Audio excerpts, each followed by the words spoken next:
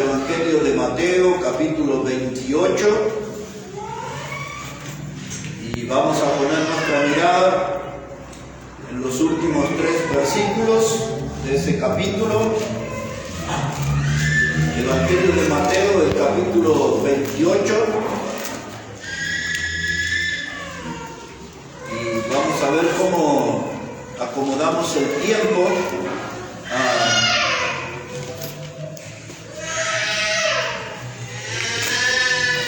Yo quiero estar hablando hoy sobre la gran comisión y voy a ocupar unos minutos también para hablar sobre la gran omisión y la gran traición. Pero nos vamos a ocupar más en la primera propuesta, la gran comisión. Eso vamos a encontrar aquí en Mateo, el capítulo 28. Dice la palabra de Dios, versículo 18, de esta manera. Y Jesús se acercó y les habló diciendo: toda potestad me es dada en el cielo y en la tierra. Por tanto, id y haced discípulos a todas las naciones, bautizándolos en el nombre del Padre y del Hijo y del Espíritu Santo, enseñándoles que guarden todas las cosas que os he mandado. Y aquí que yo estoy con vosotros todos los días hasta el fin del mundo. Amén. La primera mirada vamos a ponerla sobre la expresión que dice el Señor Jesucristo: toda potestad me es dada. Eso lo que quiere decir es que Él tiene toda la autoridad en el universo. Esa autoridad no es una autoridad temporal, es una autoridad que Él tiene para siempre, una autoridad en el cielo y autoridad en la tierra. Ese pasaje nos está enseñando que Él tiene toda la autoridad para gobernar, tiene toda la autoridad para reinar. Es decir, que todos nosotros, hermanos, debemos ser obedientes a Él. Todos debemos ser obedientes al Señor.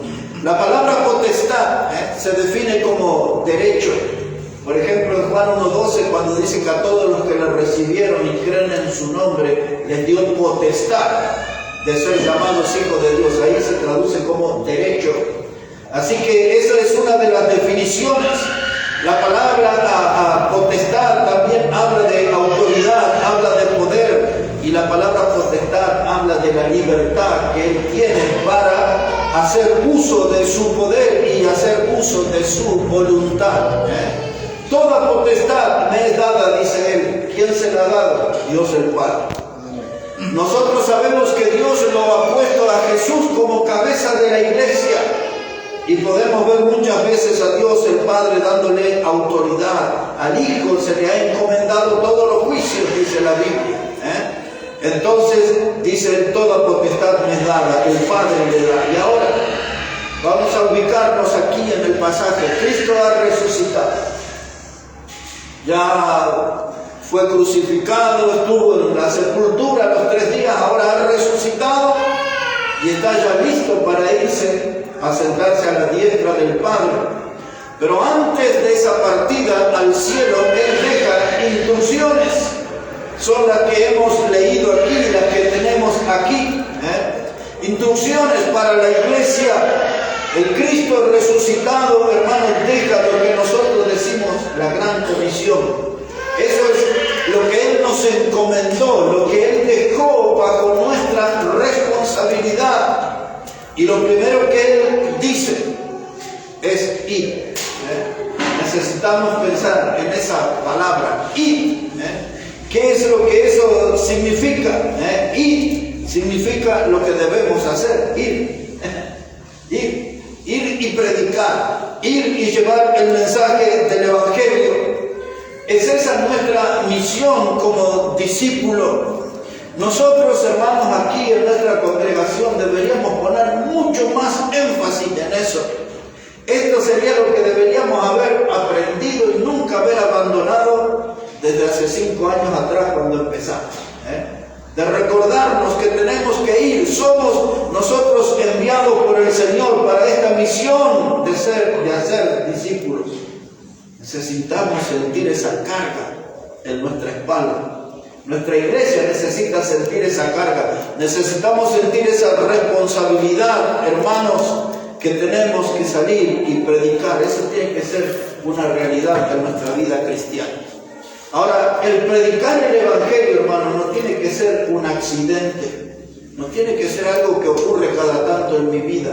El predicar el Evangelio tiene que estar todos los días en mi estilo de vida. Amén. De eso se trata. Ese es el mandato de Él, de ir. Y ahora quiero decir esto, que tenemos que hacer exactamente lo que Él dijo.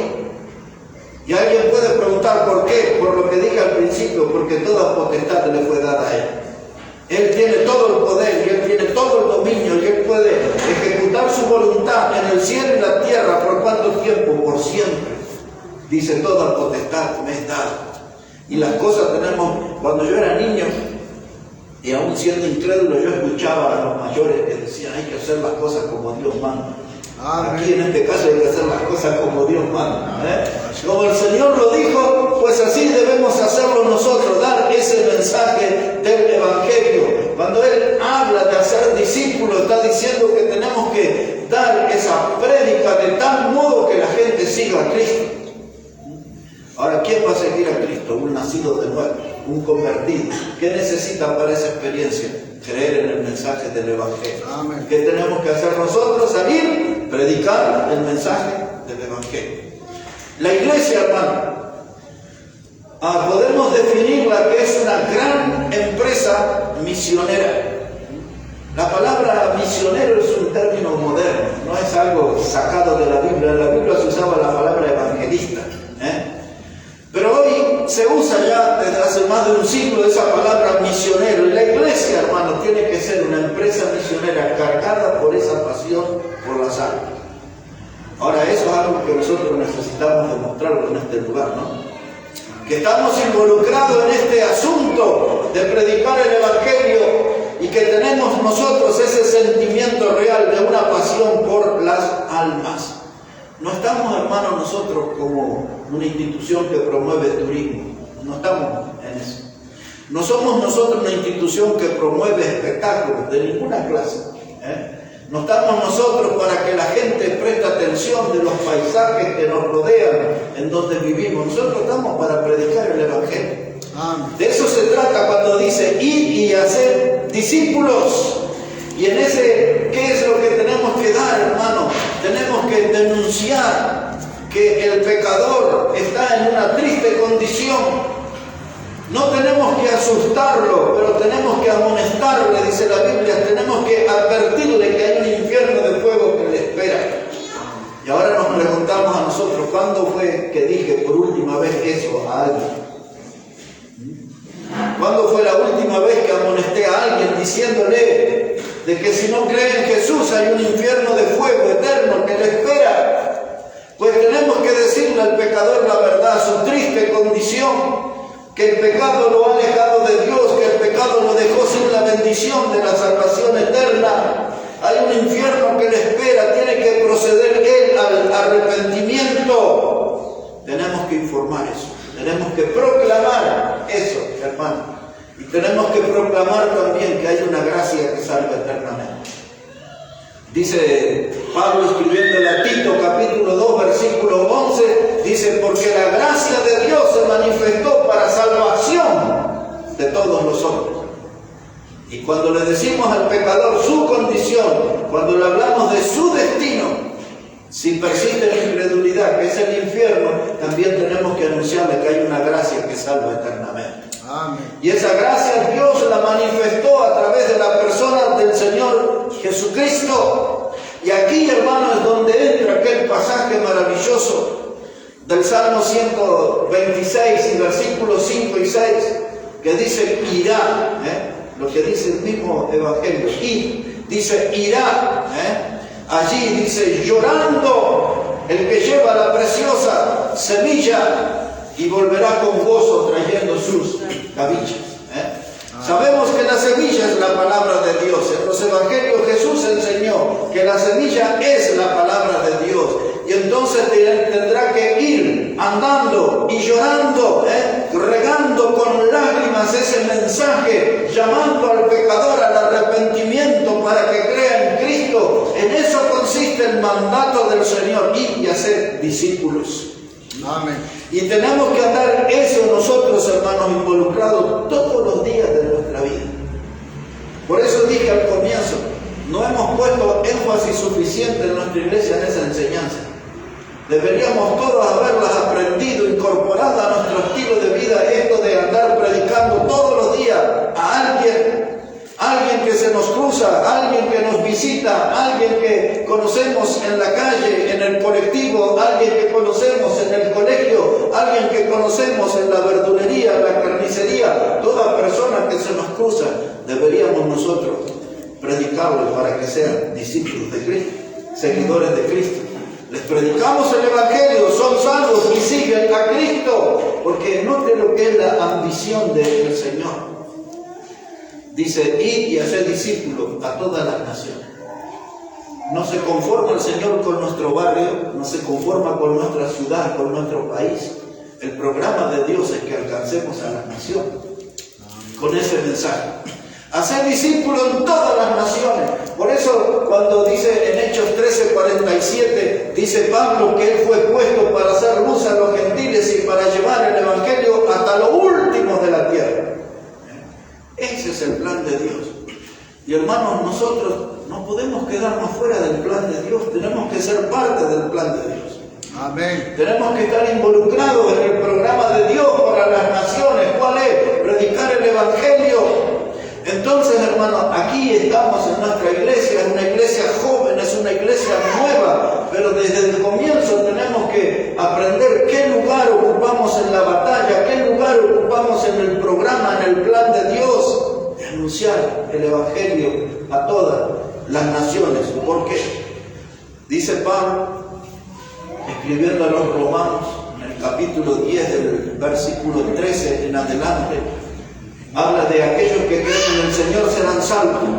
Y después Pablo plantea unas preguntas y dice, ¿cómo irán si no fueren enviados?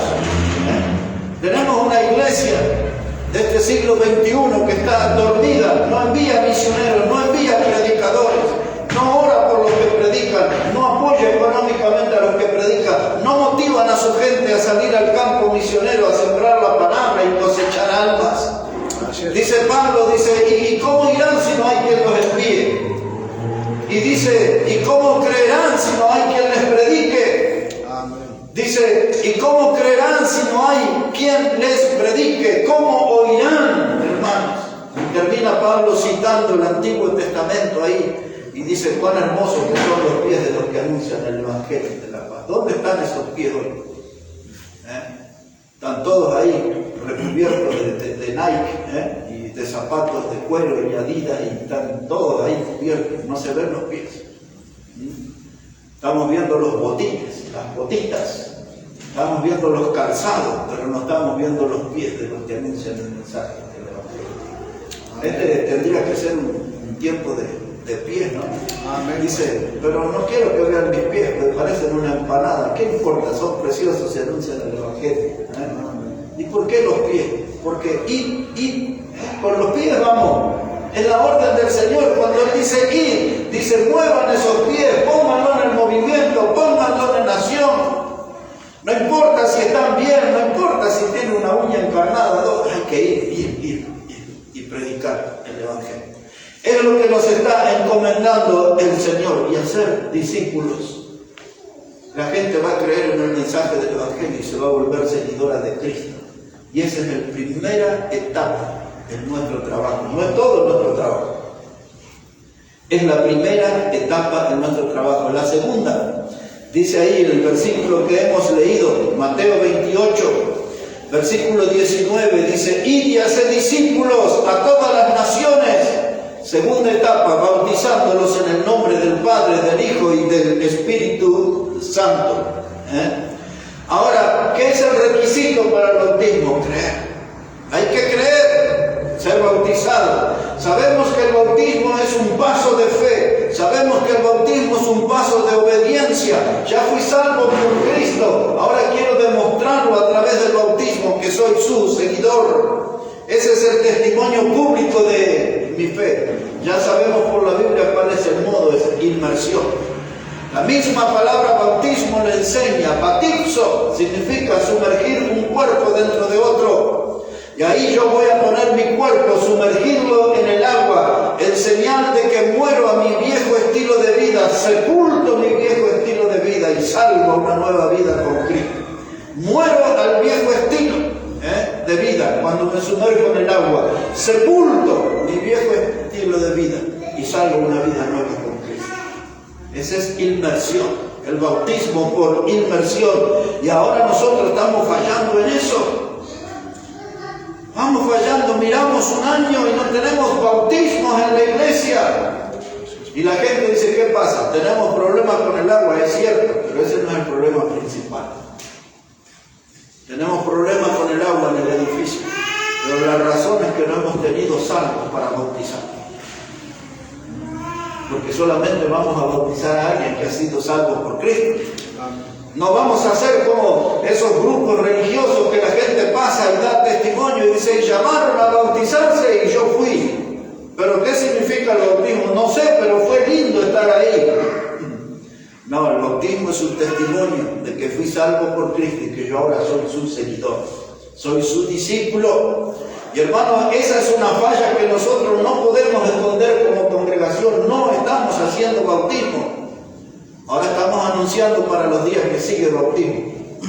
Pero eso, hermanos, no soluciona nuestra falla. Se hace el comienzo de empezar a corregir. Pero no es que ahora que vamos a hacer bautismo decir listo ya todo lo que no hemos hecho. No, tendríamos que haber hecho siempre. Amén. Porque esa orden es continua. El ir y predicar es continuo. El ir y bautizar es una acción continua, mis hermanos. Amén. Y ahí está la gran comisión, predicar, bautizar. Y ahora miren el tercer escalón. Dice ahí, versículo 20, y enseñándoles que guarden todas las cosas que os he mandado. Eso también es la gran comisión, es el tercer escalón. Primero predicar, segundo bautizar, tercero enseñar. ¿A quién, hermano, va a enseñar? ¿Vamos a traer un profesor de la universidad? ¿Vamos a traer un profesor de la secundaria? No, la gente de la iglesia, los hijos de Dios, los nacidos de nuevo tienen que enseñar. Gente que tiene el don para enseñar, gente que tiene el conocimiento de la Biblia para transmitir a otros. Tenemos que enseñar. ¿Qué hacemos en las iglesias modernas? Se lo mando al seminario. Lo pongo ahí con su oído pegado a la radio y que la radio lo adoctrine. Alguien que predique en la radio y que lo adoctrine. No, la iglesia tiene que enseñar. Esto le fue encomendado a la iglesia. La prédica en la radio puede ser buena, en la televisión puede ser buena la prédica, pero la prédica en la iglesia es la que tiene la responsabilidad de enseñar. A ellos le confió el Señor la palabra para ser predicada, para enseñar, para instruir, para corregir a los hijos de Dios. Y nosotros estamos en eso bastante bien, pero podemos ser mejores. Podemos enseñar más, podemos enseñar mejor. Nos faltan todavía algunos hermanos que el fuego de Dios tome su corazón y les motive a escuchar más de la palabra de Dios. Amén. Y a atesorar más de la palabra de Dios y a vivir más la palabra de Dios. Dice, predicar, bautizar, enseñar. ¿Qué voy a enseñar? Busque ahí un momento nada más en Tito capítulo 2 y versículo 1. En Tito el capítulo 2 y versículo 1. Quiero que leamos ahí. Hay una cantidad de versículos que yo voy a citar de memoria por tema del tiempo, pero quiero que leamos algunos porque si no voy a parecer un predicador liberal. Tenemos que leer la Biblia, somos fundamentales. Acá está nuestro fundamento. Amén. Dice la palabra de Dios, Tito, capítulo 2, versículo 1, pero tú habla lo que está de acuerdo con la sana doctrina. Mire, hermano, aquí hay una predicación que tiene que hacer la iglesia. La iglesia tiene que tener hombres en el púlpito que no tienen que decir lo que a ellos les parece. La gente no necesita escuchar la interpretación o la opinión de los predicadores. La gente viene a la casa de Dios para escuchar lo que está de acuerdo con la sana doctrina. Amén. Dice ahí, pero tú habla lo que está de acuerdo con la sana doctrina. No dice aquí Pablo, cada tanto da alguna opinión, cada tanto presenta tu punto de vista, tu interpretación. No dice nada de eso. Dice, tú predica lo que está de acuerdo con la sana doctrina. A nadie le importa tu opinión. A nadie le importa tu percepción, tu interpretación. A lo que la gente le importa que viene a la casa de Dios es escuchar sana doctrina. Amén. Esa expresión sana doctrina significa una doctrina higiénica. Así se traduce. Algo higiénico, algo que está purificado, algo que está lejos de toda contaminación. Es una doctrina sana que me alimenta el alma, que me fortalece el alma, que me motiva el alma. Amén, pastor. Esa es la predicación que tenemos que tener siempre. Amén. Y todos tenemos que vigilar que esa predicación siempre esté. Uno de los riesgos que corre una iglesia, y aún en el caso nuestro, yo tengo 5 años, ya la semana que viene va a ser 5 años que estoy aquí, en el púlpito predicando. Y la gente va a decir, no, pero ya lo conocemos, si él lo dice debe ser así. No, usted tiene que vigilar, porque usted no sabe si el predicador se va a corromper. Usted no sabe si el predicador un día va a agarrar una doctrina rara, de esas modernas, de esas pegadizas que andan ahora. Usted no sabe si el predicador va a agarrar una versión nueva de la Biblia, de esas que son aguadas, no son la fiel palabra. Usted tiene que estar vigilando que siempre esté predicando la verdad y exigirle al predicador siempre que hable la verdad. Cuando el predicador empieza a hablar de sí mismo, porque yo creo, porque yo interpreto, porque no, dice Pablo, habla lo que está de acuerdo con la sana doctrina. No queremos opiniones humanas, no queremos la voz de hombre, no queremos humanismo en el púlpito, queremos solo palabra de Dios. Amén. Así que la iglesia tiene que estar siempre en estado de alerta, vigilante. Había un grupo de cristianos maravillosos en la Biblia, se llamaban los hermanos de Berea. Y el predicador era Pablo. Y aunque era Pablo igual, a los hermanos no les importaba. Ellos revisaban la escritura cada día para ver que esas cosas eran así. Así es, pastor. Aún el mismo Pablo era vigilado en su prédica. Y hacían lo correcto los hermanos de Berea. Vigilar que siempre lo que se hable esté de acuerdo a la sana doctrina. Aquí, capítulo 4, los muertos en su manifestación y en su reino. Y escuche lo que dice. Dice que prediques la palabra, que instes a tiempo, fuera de tiempo, redarguye, reprende, exhorta con toda paciencia y doctrina. Amén. Miren que tenía el mismo discurso Pablo para Timoteo. Amén. Y para Tito, tú enseñas lo que está de acuerdo con la sana doctrina. Amén. Todo tiene que estar de acuerdo con la doctrina de Dios. ¿Por qué? En el versículo 3 le advierte, dice, porque vendrá tiempo cuando no sufrirán la sana doctrina, sino que teniendo comezón de oír se amontonarán maestros conforme a sus propias concupiscencias. Y apartarán de la verdad el oído y se volverán a las fábulas. Yo recuerdo hace como 15 años atrás, más o menos, en el norte de Argentina, en una conversación entre hermanos, apareció ahí mi nombre y el modo de predicación y de ser las antiguas y de los fundamentales y todo eso.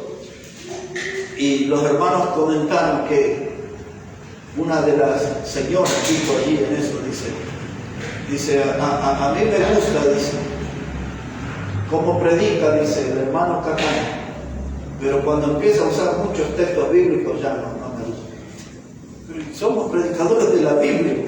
Amén. Parece que estaba interesada ella en escuchar más mis opiniones, mis comentarios, como si eso fuera algo valioso. Lo valioso es la palabra de Dios. Y Pablo le dice al predicador, tú predica, le dice, la palabra.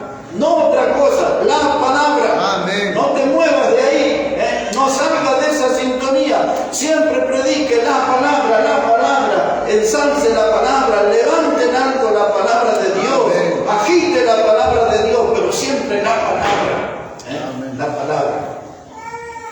En los cultos modernos, hermanos, hay muchos predicadores. Gritan, se mueven, bailan, hacen cierta gimnasia. Ustedes han visto, ¿no? Tienen sus movimientos, sus cosas. Y cuando usted discierne espiritualmente esos predicadores y su mensaje, descubre que hay mucho humo y poco fuego. Así es. Y donde hay mucho humo y poco fuego es porque algo está mal encendido. Algo está mal encendido. ¿Qué es el problema con esos predicadores? Es que su mensaje no agarró fuego de la palabra de Dios. Hay mucho humanismo en su hablar, en su manera de dirigirse, de despertar emociones en la gente y todo eso. Y Dios nunca nos mandó a emocionar a la gente. Dios nos mandó a predicar su palabra. Tú predica lo que está de acuerdo a la sana doctrina. Predica eso. Algunos de esos liberales, bautistas pero liberales, hace ya casi un par de décadas atrás, decían, ya, dice, él es de sendas antiguas, dice, y Catán, que se habla tanto que es un fundamentalista, dice, y sin embargo en su congregación tienen escuela dominical, ya que él cree tanto en la Biblia. ¿Dónde habla la Biblia de la escuela dominical? Y es cierto, no hay ni un pasaje que diga que había una escuela dominical como función. Pero por no citarle algo del Antiguo Testamento, y citarle algo preciso acá del Nuevo Testamento, mire cómo dice aquí la palabra de Dios, ya que usted está en 2 Timoteo, no lo voy a sacar de ahí, pero en el capítulo 3 y versículo 14, mire lo que dice Pablo para contestarle a todo eso de la escuela dominical que no creen. Dice, pero persiste tú en lo que has aprendido y te persuadiste sabiendo de quién has aprendido. Amén. Y que desde la niñez has sabido las sagradas escrituras, las cuales te pueden hacer sabio para la salvación por la fe que es en Cristo Jesús. Yo no sé qué es lo que esa gente creía, si no hay que enseñarle a los niños, porque le dije algo del Nuevo Testamento, porque usted ya sabe que el Antiguo dice que instruye al niño en su camino y cuando sea grande no se apartará de él. Usted sabe que en Deuteronomio capítulo 6, donde está lo que se llama la Shema a Israel, y Dios enseña, dice que hay que enseñar la palabra, dice al levantarse, al acostarse, y hay que tenerla como frontales, y hay que tenerla en la puerta, y habla todo de una enseñanza. Y entonces ellos estaban bien enojados porque yo les decía que ellos aplaudían bien a Jesús, pero no servían y no seguían a Jesús. Porque a ellos les gustaba decir un aplauso para Jesús. Yo les dije, ustedes tienen que seguir y tienen que servir, porque la Biblia nunca manda a aplaudir a Jesús. Entonces ellos me salieron a contestar, y ustedes tienen escuela dominical y la Biblia no habla de escuela dominical. Pero no hay una casa con gente aplaudiendo a Jesús. No hay una iglesia que aplaude a Jesús. Hay hogares como el del Antiguo Testamento, dice Josué, yo en mi casa serviremos a Jehová. Y hay hogares aquí como el de Loida y su hija Eunice, que enseñaron a Timoteo y tenían un hogar que enseñaron, que siguieron al Señor. Y tantos hogares vemos aquí de gente. Y entonces ellos querían que apareciera, que yo les mostrara la palabra o la expresión escuela dominical. ¿Qué es una escuela? Un lugar donde uno va a aprender. ¿Quién es el que aprende en la Biblia? Un discípulo de Jesús que se sienta a aprender de su maestro. ¿Qué es dominical? Un domingo. Así que los domingos el Señor Jesús le enseña a todos. Así es, pastor. En su escuela. Le da clases bíblicas. Y no solamente el domingo, debería ser todos los días. Amén. Nosotros tenemos como el domingo el día del Señor y por eso usamos esa expresión. Ellos andarán aplaudiendo a Jesús, nosotros todavía andamos enseñando a los niños, a los grandes y a todos. Dice el Señor, dice, id y haced discípulos. Dice el Señor, id y bautizadlos en el nombre del Padre, del Hijo, del Espíritu Santo. Y ahora dice, enseñándoles que guarden todas las cosas. Enseñándoles Biblia y Biblia y Biblia, y nunca hay que cansarse de enseñar Biblia. Amén. Porque nunca terminamos de aprender. Yo hace más de 40 años que leo este libro.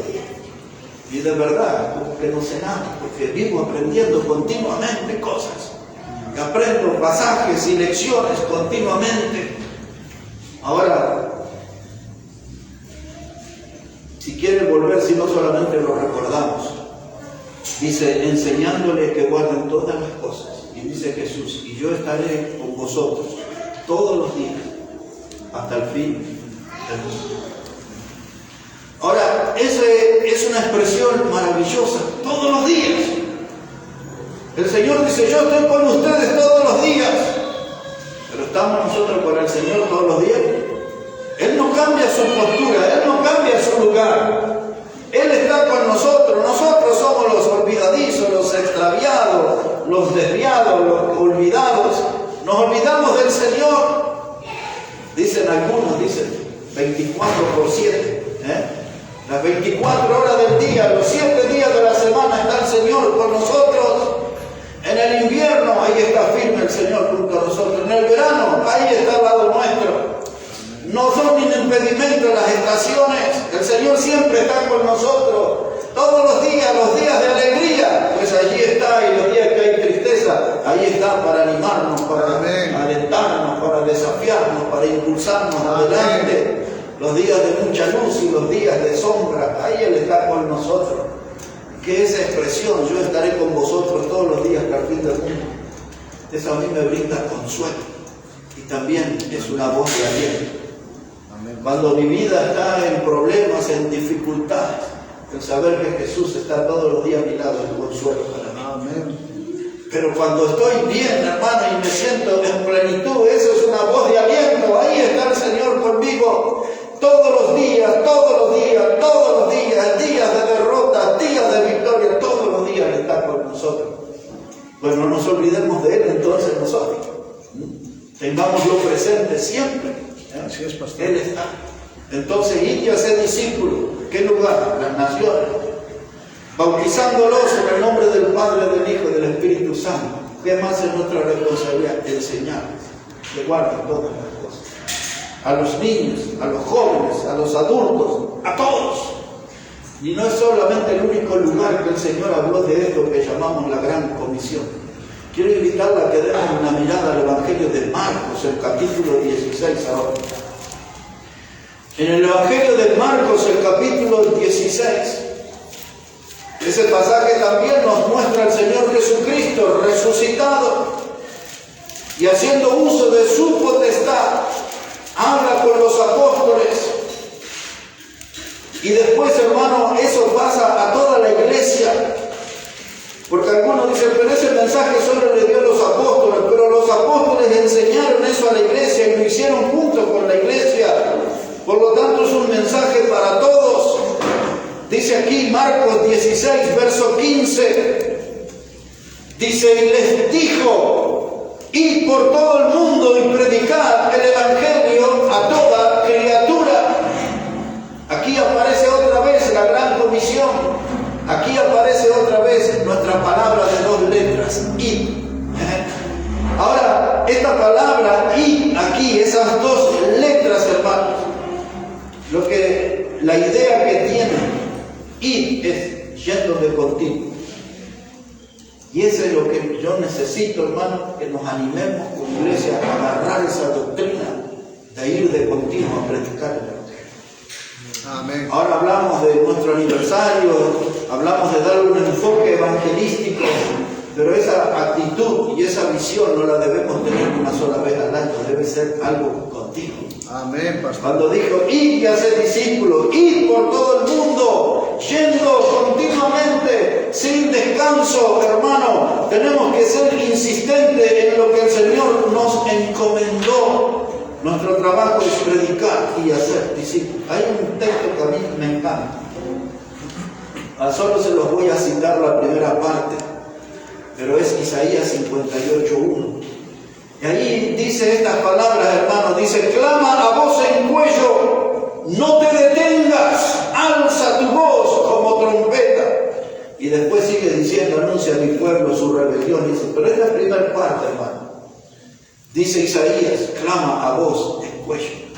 Eso es lo que tenemos que hacer, proclamar, predicar, anunciar el mensaje del Evangelio, a voz en cuello, no un murmullo, hermano, que se entienda bien nuestro mensaje, que somos pecadores, que la gracia de Dios está disponible para salvar al pecador, que Dios quiere librarnos del infierno y quiere llevarnos a un cielo eterno, pero necesitamos creer en Jesús como nuestro Salvador. Proclamemos ese mensaje a voz en cuello, y dice el predicador acá: no te detengas, no te frene ni el frío, ni el calor, ni tus desalientos continuos. En los otros días sentía que tenía que orar, pero no tenía ganas de orar, y daba vuelta y vuelta y no oraba. Y digo, voy a orar ahí, estaba en la cama. Digo, no, me voy a levantar, voy a prepararme el mate y después voy a orar. Y después digo, no, pero después si no oro ahora. Y estaba ahí en esa lucha. Y cada tanto que me viene esa lucha me acuerdo del gran predicador Spurgeon. Dice, cuando no tengas ganas de orar, lo que debes hacer es orar. Así es, pastor. Y esa frase tan simple, pero a mí me persigue. Cuando no tengas ganas de orar, entonces tienes que orar. Así es. Porque no le tenemos que dar el gusto a nuestra carne. Nuestra carne es la que no quiere orar. Nuestra alma quiere estar con Dios. Amén. Nuestro espíritu quiere estar con Dios. Amén. Así que, hermanos, que eso que dijo Spurgeon tan simple pueda ser importante para nosotros, porque cada tanto nos ataca ese estado de no querer orar, no queremos orar. Estamos ahí desganados, pero es la forma de que se encienda el fuego en nuestro interior, el hablar con Dios, porque Dios sabe cómo animarnos y Dios sabe cómo alimentar esa llama santa en nuestra vida. Dice aquí el predicador, clama a voz en cuello: no te detengas y alza tu voz como trompeta. La trompeta, hermano, escuche una banda cualquiera, siquiera algunas de allá de Oruro, de la compasa, de lo que sea. Cuando entra a sonar esa trompeta, se siente el bombo, el tambor allá de fondo. Bueno, la trompeta, así hay que predicar, se tiene que distinguir nuestra voz entre tantas, anunciando nosotros el mensaje del Evangelio. En la antigüedad, la palabra que se usaba es la palabra heraldo. Pablo usó esa palabra en 1 Corintios 9:27, cuando él dijo: no sea cosa que habiendo yo sido heraldo, para otro venga a ser eliminado. Es decir, que por causa de un pecado él sea quitado del ministerio, después de haber sido tanta bendición a la iglesia y a la gente. Y esa palabra heraldo habla de un mensajero del rey, de alguien que tiene un mensaje importante para dar, de alguien que convoca a las multitudes. En muchas ciudades de la antigüedad sacaban ahí como un pergamino, y el heraldo ahí extendía el pergamino y decía cuál era el plan del rey, el programa del rey, la visita del rey. Y nosotros lo que tenemos que hacer es ese papel de heraldo, anunciarles, hermanos, que hay un mundo que se está perdiendo, que está yendo al infierno, pero Dios quiere salvarle por medio de Cristo, por la obra que hizo en la cruz del Calvario. Y ahí predica, proclama, anuncia, levanta tu voz en cuello, hace un trabajo de heraldo. Amén. De heraldo, de alguien que predica. ¿Y a quién le voy a predicar? Dice ahí el versículo 15: a toda criatura. Este es el lema que nos acompañó a nosotros desde hace tantísimos años. Predicarlo a toda criatura. Si se mueve y respira, predica. Cuando me paré por primera vez en el seminario a enseñar una materia, ya casi 30 años atrás, la primera vez, yo le dije a los estudiantes: si se mueve y respira, predican. Amén. Esa es nuestra misión. Tenemos que predicar. Dice: predican el Evangelio, dice, a toda criatura. Tercer pasaje que habla de la gran comisión. Y después los dos puntos que restan solo se los voy a mencionar. El primer pasaje que vimos fue en Mateo 28, del 18 al 20. Segundo pasaje que habla de la gran comisión, Marcos 16, 15. Y el tercer pasaje que nos habla de esta tarea tan fundamental para la iglesia es Hechos, capítulo 1 y el versículo 8. Observe ahí, es la tercera vez que la palabra de Dios habla con énfasis sobre esto que nos encomendó el Señor Jesucristo: predicar, bautizar, enseñar. Dice ahí la palabra de Dios, Hechos de los Apóstoles, capítulo 1, versículo 8. Dice la palabra de Dios, pero recibiréis poder cuando haya venido sobre vosotros el Espíritu Santo, y me seréis testigos en Jerusalén, en toda Judea, en Samaria, y hasta dónde más, Hasta el último hasta el último de la tierra. Amén. Y predicar, hacer discípulos a todas las naciones. Y ahora nos manda a predicar el Evangelio a toda criatura. Y ahora nos manda a predicar el Evangelio hasta lo último de la tierra. Y esta misma frase la repite en Hechos 13:47, hasta lo último de la tierra. Alguien en el camino fue fiel. Alguien en el camino fue fiel. Cuando miramos ahí el globo terráqueo, aquí estamos, en Argentina, Uruguay, Paraguay, Bolivia, estamos colgados del mapa, hermano. Allá abajo estamos, colgados del mapa. Y hasta lo último alguien nos trajo ese mensaje. Alguien vino a traernos ese mensaje. Aquello que nació en Jerusalén, aquella orden, hermano, salió. Y después, si usted lee capítulo 8, verso 1 a 4 de Hechos, dice que con la muerte de Esteban, todos salieron por todas partes predicando el Evangelio. Iban, hermano, había que llevar adelante el plan de Dios, el programa de Dios, Judea, Samaria y hasta lo último de la tierra. Hubo gente que andaba bien del oído y del corazón, porque tuvieron un oído para escuchar correctamente el mandato del Señor. Y tuvieron un corazón que funcionaba bien y lo cargaron de amor por los que estaban perdidos, por los que estaban sin Cristo. Oído bueno, corazón bueno, pies ágiles, y llevaron el mensaje del Evangelio. Y aquí estamos, en Lomas del Mirador. Oh, ¿quién iba a imaginar ese nombre? Lomas del Mirador. Mira dónde llegó el mensaje del Evangelio. Hubo en el camino gente fiel, ¿no? Si no, nunca hubiese llegado a este lugar. Y aquí estamos, dice, y me seréis testigos.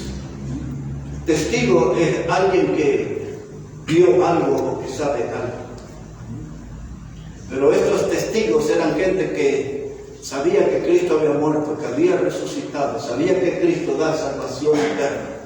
Y ahora ellos estaban dispuestos a ser mártires, testigos. Podían morir por esa causa.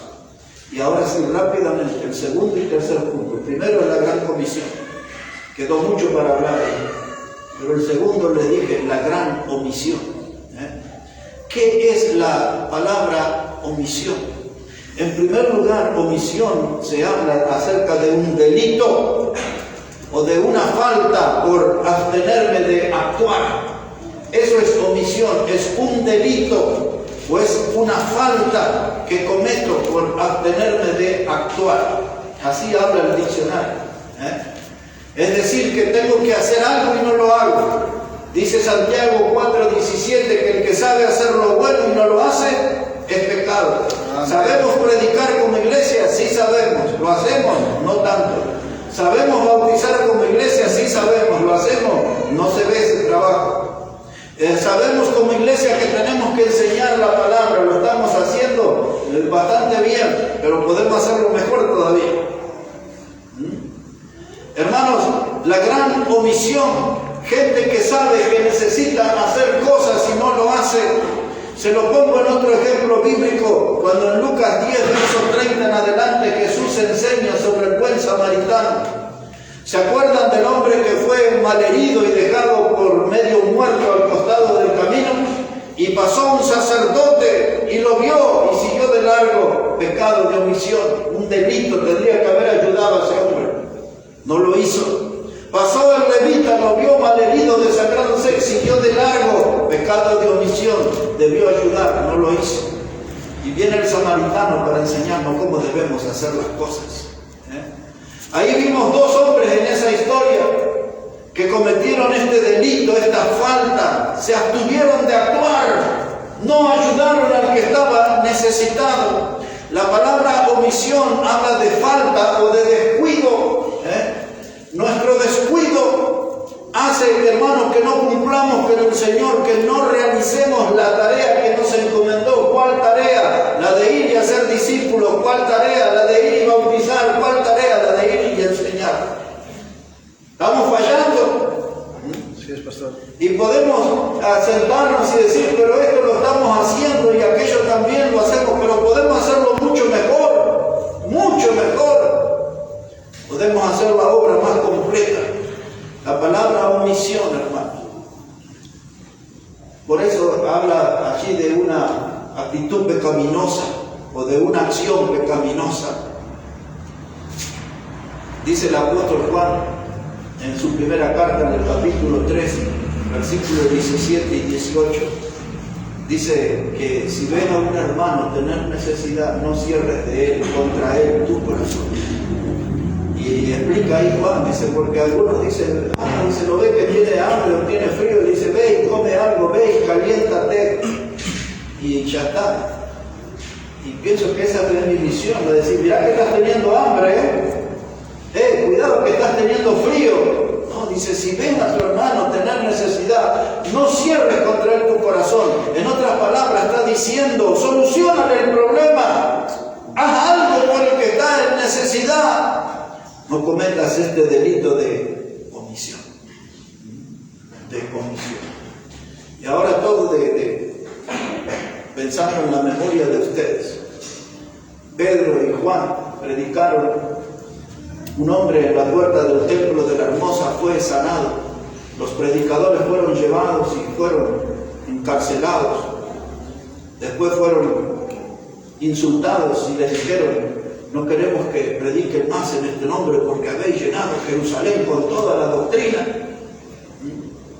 Y ahí aparece aquella expresión, nosotros no podemos callar lo que hemos visto y oído. Amén. Si usted sabe que Cristo salva, no puedo callar eso.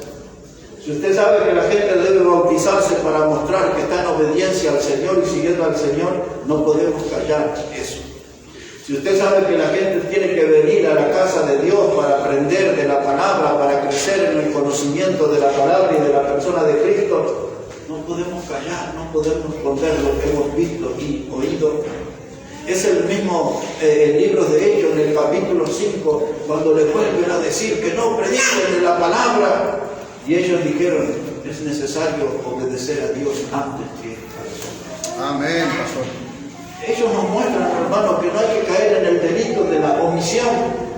No puedo callar, no puedo omitir, no puedo guardar silencio sobre lo que he visto y oído. No nos pidan esto a nosotros, que cometamos el delito de omisión, porque sabemos que es necesario servir a Dios antes que a los hombres. Y el mismo Juan, en su primera carta, en el capítulo 1, versículo 1 al 3, dice, lo que nuestros ojos vieron y nuestros oídos oyeron y nuestras manos palparon tocante al verbo de vida. Estuvieron con Cristo, no podían esconder eso. Tenían que hablar, tenían que predicar. Ellos no iban a cometer el delito de omisión. La gran comisión no la cumplimos, pero lo que hoy estamos viendo es la gran omisión. Es decir, gente que está cometiendo el delito de no predicar, de no bautizar, de no enseñar la palabra de Dios. Hace como 10 años atrás, hermano, y quizás un poco menos, apareció ahí un par de películas que se llamaban La Era del Hielo. ¿Se acuerda alguien de esas películas? Dibujos animados, ¿no? La Era del Hielo. Y la iglesia hoy está para eso, está en la Era del Hielo. Estamos viviendo días de corazones congelados. Así es, pastor. Y la única forma, hermano, que el corazón congelado se vuelva a la realidad, se derrita ese hielo, es con predicación de fuego, con predicación de la palabra de Dios. ¿Se acuerdan el sábado pasado, Jeremías 23-29, dice Dios, no es mi palabra como fuego, como martillo que quebranta la piedra? Esa es la respuesta para el corazón frío, congelado, palabra de fuego, palabra de Dios en el púlpito para derretir el hielo. Y ahí no hay que tener miedo, hermano, los que vamos ahí al frente, hay que mirar a la cara a los hermanos y a las hermanas y decirles, salgan del freezer, vamos. Amén. Están congelados. Hay que volver para predicar, para bautizar, para enseñar la palabra de Dios. Pues de esto, hermanos, se trata la gran comisión y la gran traición. Solo una mención de eso. La gran comisión la gran omisión y la gran traición. Una cena, una comida de comunión. Y de pronto Jesús anuncia que su hora estaba llegando. Y dice, uno de ustedes me va a entregar. Habla con los apóstoles, todos se miran, se preguntan, ¿seré yo? ¿Seré yo? ¿Seré yo? Y Jesús dice, no se preocupe, aquel que tome del pan mojado, ese es. Y ese pan mojado lo tomó Judas. Y el Señor lo miró y le dijo, lo que vayas a hacer, hazlo pronto. Y dice la palabra de Dios en Juan 13 y el verso 27. Dice que el diablo entró en su corazón, Satanás entró en él y lo traicionó. Hoy la iglesia de Cristo, por muchos nombres que bautista, presbiteriano, hermanos libres, metodista, pentecostal, luterano, el nombre que le quieran poner. Hay muchos que andan con el pan mojado y hay muchos que tienen el Espíritu Santo, pero han dejado que el diablo influencie en su vida. El diablo no puede entrar en ellos porque ya está el Espíritu Santo, pero el diablo está influyendo desde afuera y los ha paralizado y lo han hecho traicionar a Jesús, no predicando de su nombre, no identificándose como creyentes. Estamos viviendo una época de discípulos secretos, donde algunos, como Nicodemo, seguían al Señor secretamente. Habían algunos, como José de Arimatea, el que fue a pedir su cuerpo, dice la Biblia que era un discípulo secreto. Y así hay muchos hoy que están traicionando al Señor, moviéndose en esta vida como discípulos secretos. Nadie se entera, ya ni la familia sabe que son secretos. A nadie lo anuncia. Y esa es la gran traición. Tienen el Espíritu Santo. El diablo no puede entrar como en Judas, pero el diablo está influenciando de tal modo que los ha desviado del camino del Señor. Ellos ya andan por caminos de tinieblas. Ahí en el lugar donde yo estoy con el fútbol, ya han venido algunos para decirme, yo iba a la iglesia. Hubo alguien que me habló los otros días y me dijo, yo quiero ir a la iglesia, yo necesito del Señor. Y va a venir y dice, yo tengo que ir, quiero ir. Anoche conseguí su teléfono. Tenía su latita de cerveza mientras hablaba con él. Animemos a volver a la fe. Que les animemos a volver al camino del Señor. Que les animemos a recordarles que hay una gran comisión que consiste en predicar el Evangelio a las naciones, en bautizar y en enseñar la palabra de Dios, y que los necesitamos, que estén junto a nosotros. Amén, pastor. La Biblia dice en Corintios, Pablo le escribe esta frase, dice que el tiempo es corto. Y cuando pensamos en esa frase de Pablo, el tiempo es corto, él está hablando del tiempo que nos separa de la venida del Señor. Es corto, es muy breve. Hasta quizás este mismo día puede sonar esa trompeta y pueda venir Cristo por nosotros. Así es. Hermanos, nosotros todos debemos tomar esa conciencia que el tiempo es corto, que Cristo viene pronto. Y ahí hay un trabajo que nos encomendó. Hay una tarea para hacer. No podemos discutir, tenemos que obedecer, porque recordamos lo que dijo Jesús, toda potestad me es dada. Él tiene todo el derecho, todo el poder, toda la autoridad. Él está dispuesto a hacer su voluntad, y su voluntad es que prediquemos el Evangelio a toda criatura, ir a las naciones, bautizar, enseñar. Hay mucho trabajo para hacer, mis hermanos. Que Dios bendiga su palabra en este tiempo. Amén.